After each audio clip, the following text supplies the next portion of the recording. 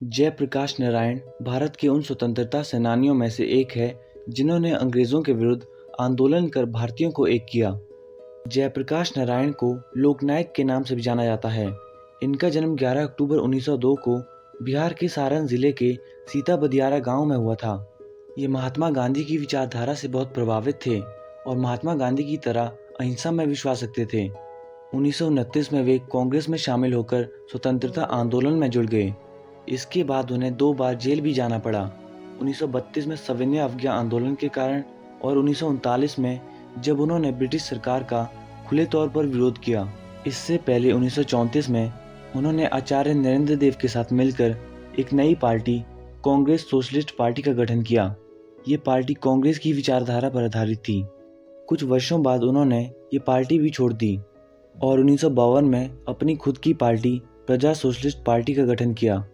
1951 में विनोबा भावे ने वर्तमान तेलंगाना से भूदान आंदोलन शुरू किया, जिसका उद्देश्य बड़े बड़े जमींदारों को अपनी ज़मीन का कुछ हिस्सा छोटे किसानों को देने के लिए प्रेरित करना था, यानी भूमि के दान के लिए प्रेरित करना था। जयप्रकाश नारायण भी 1954 में इस आंदोलन से जुड़े। 1959 में उन्होंने चौखंबा राज सिद्धांत प्रस्तुत किया, जिसके तहत उन्होंने कहा कि भारतीय राजनीति को 4 स्तरों में बांटा जाना चाहिए: गांव, जिला, राज्य और संघ। इन सब के बाद जयप्रकाश नारायण ने राजनीति से दूरी बना ली और अब केवल सामाजिक मुद्दों पर अपना ध्यान केंद्रित किया। इसके लिए उन्होंने 2 एनजीओ की भी स्थापना की।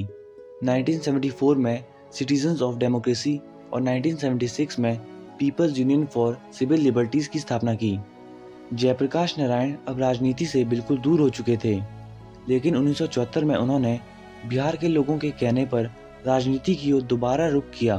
दरअसल बिहार के लोग वहां की भ्रष्ट सरकार से परेशान थे, इसीलिए 1974 में जेपी नारायण के नेतृत्व में बिहार आंदोलन शुरू हुआ। इस दौरान उन्होंने संपूर्ण क्रांति का सिद्धांत प्रस्तुत किया। इसके तहत उन्होंने कहा कि 7 क्षेत्रों में क्रांति करके देश का विकास किया जा सकता है। वो 7 क्षेत्र थे: political, social, economic, cultural, intellectual यानी बौद्धिक, एजुकेशनल और स्पिरिचुअल। इस क्रांति की शुरुआत सबसे पहले गांव से की गई थी। जयप्रकाश नारायण ने महात्मा गांधी के सर्वोदय आंदोलन का भी विकास किया। गांधी जी की ये विचारधारा जॉन रस्किन की पुस्तक अप टू द लास्ट से प्रेरित है।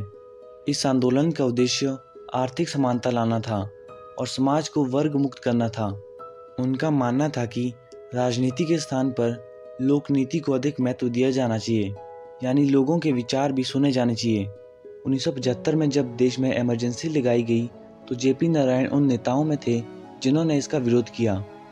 उन्होंने कांग्रेस के खिलाफ विपक्ष को एकजुट किया, जिसके कारण 1977 के आम चुनाव में कांग्रेस को हार का सामना करना पड़ा।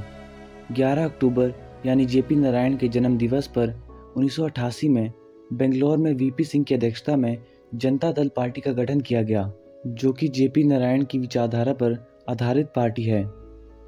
1965 में उन्हें रमन मैग्सेसे अवार्ड और 1999 में उन्हें भारत रत्न से सम्मानित किया गया।